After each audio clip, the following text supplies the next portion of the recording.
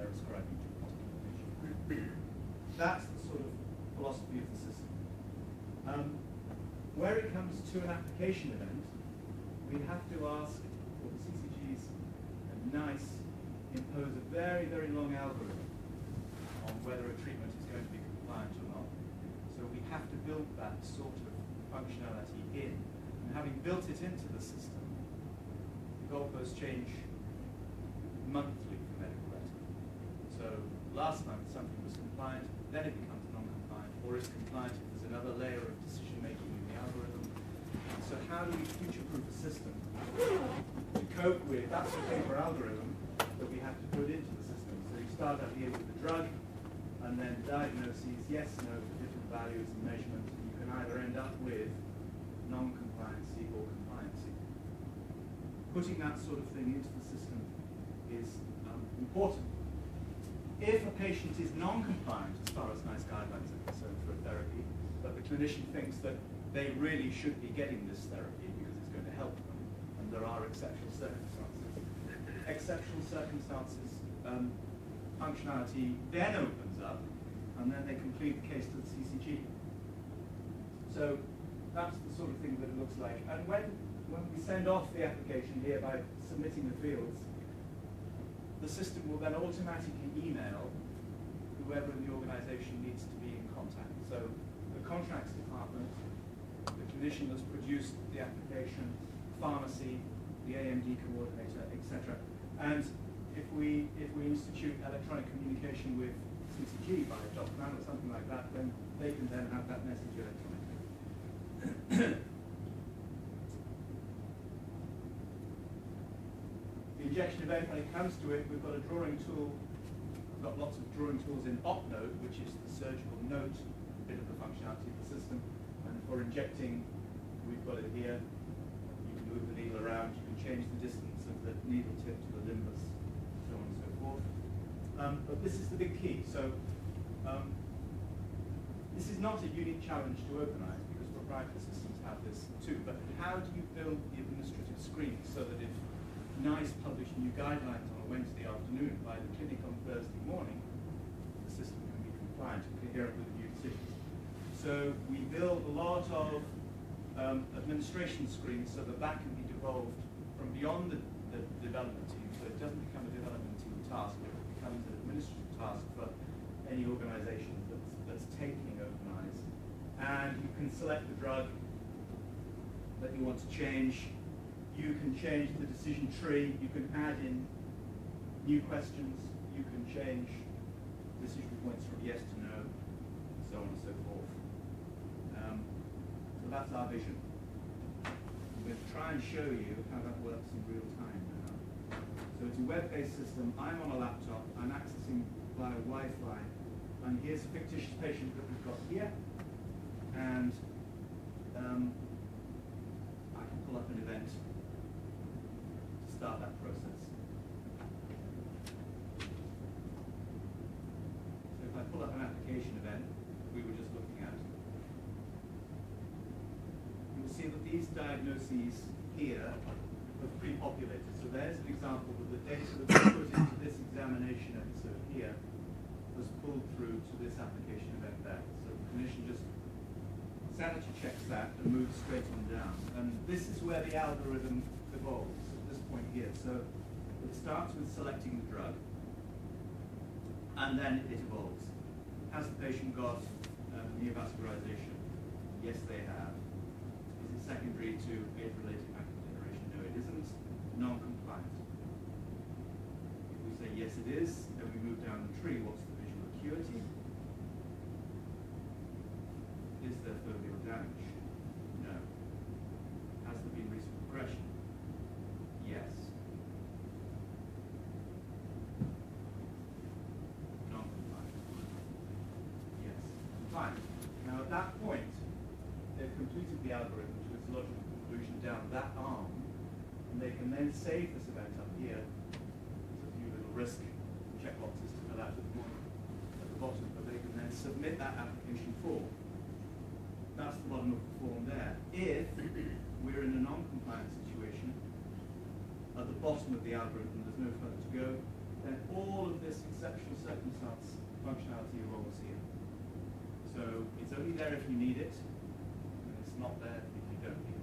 It's a simple form until it becomes complicated. Yes? Can you defer these sorts of tasks? Do you literally have to do them while you're sitting there in the clinic with the patient, or can you defer them to when you're in the office? Well, the challenge, you can defer them, but wherever possible, we want people to be using it in real time. Real time is very important. So Tim, picking up on that then, Yeah. I noticed at the top of the page, Yep. you had, if you'd scroll right up for me, so I've got CNV diagnosed, secondary to AMD. Yeah. Why have I just then had to put in, why have I answered those questions again below? It seems to me that if I've got some of this information elsewhere, it says, has patient CNV, and at the top I've got CNV.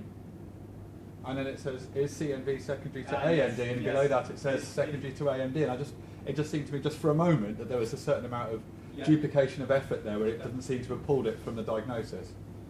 There is, from that point, there's a duplication in the algorithm. Yeah.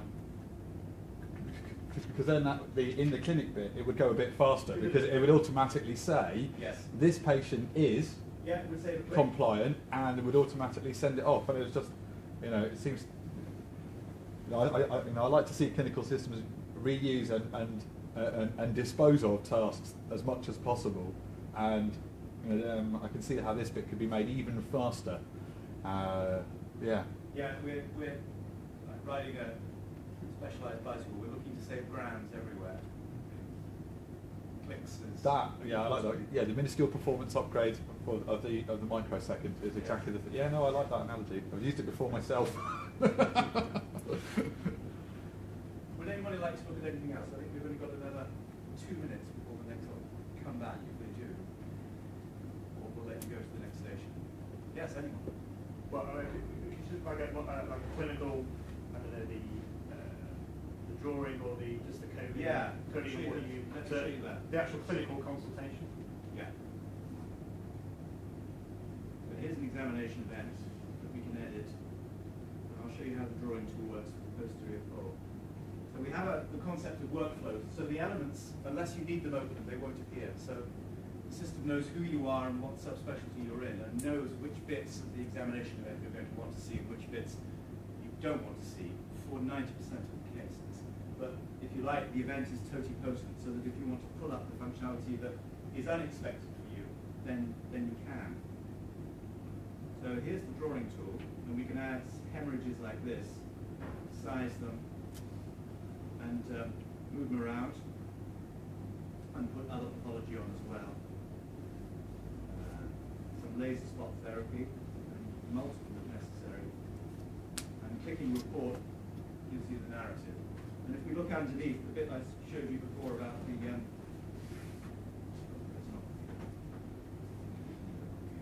grading.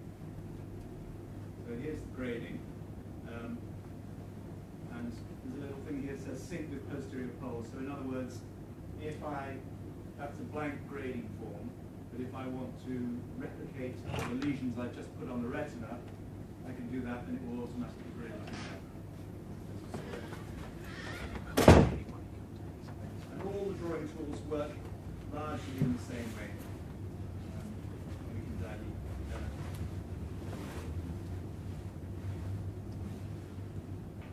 at the front of the eye,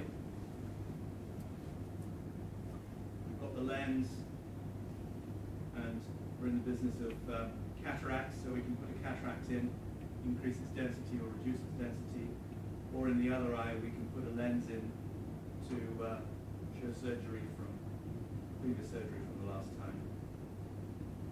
Again, pushing the report turns the drawing into narrative. The advantage, of course, of drawings like this, as opposed to just photographs, better photographs or anti-receptive photographs, is the data's intelligent. I think probably the future will be, in a few years' time, that we do import photographs which we then annotate with lesions. So it's the best of both worlds, because it's a little bit like The Simpsons. If we've still got a bit more time, you said workflow a bit. So what happens next? I press save and then? Yeah, so say it depends who's entering the data. So when you create the examination event, it's designed to be created by the nurse who takes the history, does the visual acuities, does the pressures, dilates the pupils. Yeah. She saves it, and then it comes along to somebody else, maybe an optometrist or a doctor, Right. and then they edit the same event. So you end up with an examination event in the clinic, Yeah. which has been contributed to by maybe 3 or 4 different people, with the data entries ascribed to each one. I realise we got to go, but I would like to see a bit more of that flow between nursing assessment to consultant review out to the next bit. You know. It would take too long. I suppose we need to move on. Yeah.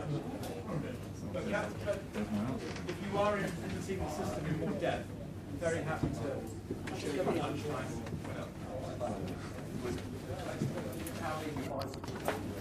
So you guys, you want to get into the development office?